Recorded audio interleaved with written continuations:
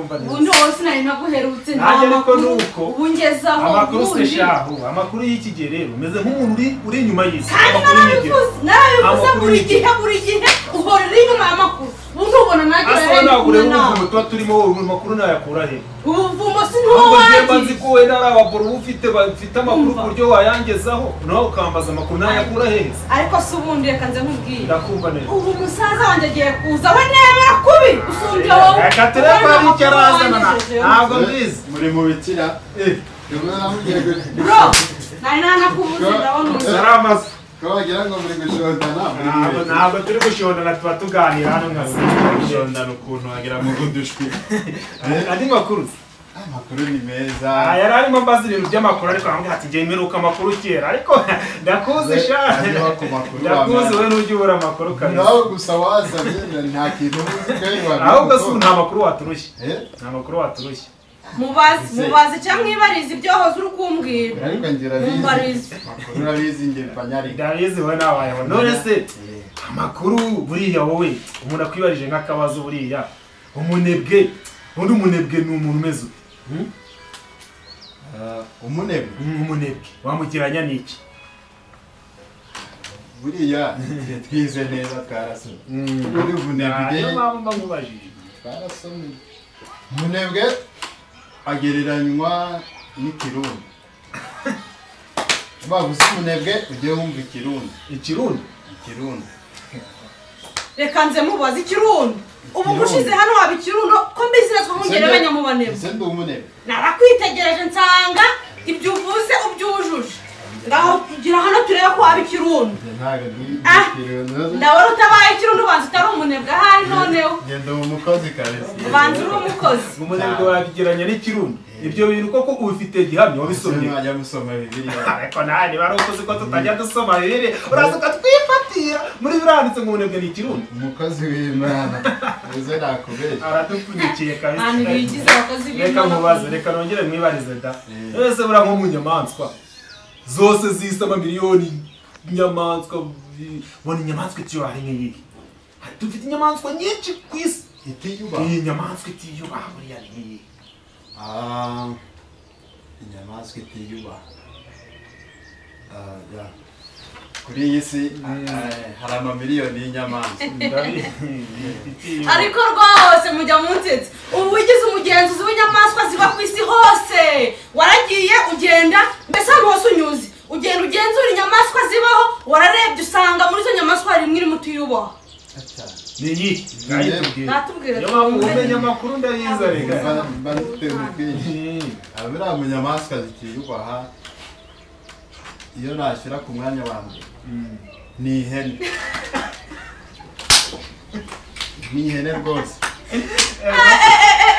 ariko ubu none uransekeje ihene ihene niyo itiyubaha mumbarize ukuntu ihene itiyubaha tubwira ukuntu ihene itiyubaha gute ko muri kumbaza atinjira oya nyine dusobanurire ihene nzagusobanurira ariko ihene ko ariyo nyamaswa itiyubaha warayirebye usanga ni inyungu cyane itiyubaha na gato reka ibyo tubireke ubwo niko wabibonye uri umugenzuzi nabizi